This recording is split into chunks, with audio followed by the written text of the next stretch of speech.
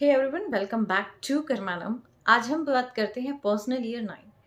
Personal year 9 यानी कि जो नंबर होता है वो होता है मार्स का। मार्स एक सेनापति की तरह होता है, ठीक है। और इसके अंदर आपको जो है बार बार यूं लगेगा कि आप बहुत सारी चीज़ें अचीव कर सकते हो, आप न्यू चीज़ें स्टार्ट कर सकते हो, आप बहुत कुछ कर सकते हो। आप इवन दो आपको लगेगा कि आप रिस्क भी ले सकते हो। जैसे आजकल जो है स्टॉक मार्केट का बड़ा क्रेज़ है, ट्रेडिंग का बड़ा क्रेज़ है, तो बार बार यूँ लगेगा कि हम रिस्क ले सकते हैं, हम बहुत बड़ा अचीव कर सकते हैं। पर्सनल ईयर 4 में भी आपको ऐसा लगेगा और पर्सनल ईयर 9 में भी आपको ऐसा लगेगा, और कहीं ना कहीं पर्सनल ईयर 2 में भी आपको थोड़ा बहुत ऐसा फील हो सकता है कि मैं नया कुछ कर सकता हूँ, ठीक है। बट अगेन मैं कहूँगी पेशेंस रखें, क्योंकि एक तो पर्सनल ईयर आपका 9 है, दूसरा यूनिवर्सल ईयर 8 है। 8 कहता है संयम रखें, मार्स कहता है कि आई एम अ फायर और मैं कुछ भी अचीव कर सकता हूँ। यानी कि एक सेनापति के हाथ में क्या होता है? स्वॉर्ड। और उससे क्या करते हैं? मतलब कत्लेआम, यानी कि मुझे बस अचीव करना है, राइट। तो इसके अंदर जो है आपको क्या करना है, इसके अंदर री इवेलुएट करना है, जो कि 9 ईयर्स में आपने किया है काम। और उस काम में, क्योंकि एक तो 7 में आपने इवैल्यूएशन कर लिया, बट री इवैल्यूएशन करना है आफ्टर 8 भी।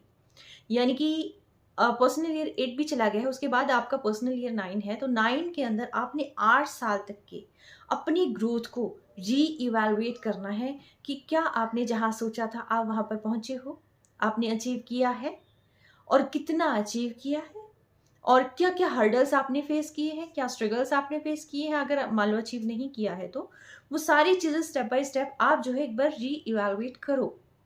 करने के बाद जो है आपको एकदम क्लियर कंसेप्ट आ जाएगा सामने कि कहाँ क्या कमी रही है। और अगर किसी ने अचीव कर लिया है तो उसके अंदर भी वो सारी चीज़ें देखिए कि आप क्या करके कहाँ तक गए हैं और आगे आपने कहाँ तक जाना है। यानी कि जो पर्सनल ईयर में आपने स्टार्ट करना है वो उसका आप पहले ही डिसाइड कर ले कि आपने पर्सनल ईयर 1 में करना क्या है। क्योंकि 1 होता है अगेन ग्रोथ का। आप कोई भी चीज़ स्टार्ट कर सकते हैं, रिस्क ले सकते हैं। और 9 में रिस्क नहीं लेना, 9 के अंदर री इवैल्यूएट करना है और आगे का आपने पूरा एजेंडा तैयार करना है कि आपने नेक्स्ट ईयर में करना क्या है, ठीक है। तो इससे होगा क्या, और एक जो आपका काम चल रहा है उसको बेहतरीन तरीके से चलाने की कोशिश करें, क्योंकि इसमें आपकी एनर्जी बहुत हाई होगी, ठीक है। और उस हाई एनर्जी का बेनिफिट जो है आप हार्ड वर्क में ले सकते हैं, आप स्पोर्ट्स में ले सकते हैं, आप जो है उसका जो यूज़ है कहीं ना कहीं आप अपनी बॉडी को बिल्ड करने में ले सकते हैं, एक्सरसाइज करने में ले सकते हैं, अदर मतलब कोई भी हार्ड वर्क की जो चीज़ें होती हैं आप उनको करने में जो है उस एनर्जी को यूज़ कर सकते हैं। आप उस एनर्जी को पॉजिटिव वे में काफ़ी जगह लेके जा सकते हैं, ठीक है। सिर्फ ये काम करना है, यानी कि एनर्जी को लगाना कहाँ है। और हमने न्यू ईयर यानी कि पर्सनल ईयर 1 में हमने क्या काम करना है, किस तरीके से काम करना है, और ये सारी चीज़ें होंगी कब, जब हम री इवैल्यूएट कर लेंगे।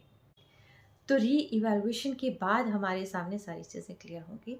और क्योंकि कहते हैं कि क्लियर करने के बाद ही हम आगे कोई भी स्टेप रखें तो वो हमारे लिए बेनिफिशियल होता है, ठीक है।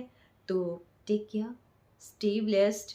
और पर्सन यूनिवर्सल ईयर 8 भी कहता है कि हार्ड वर्क करें और पेशेंस बना के रखें, ठीक है। Take care, stay blessed.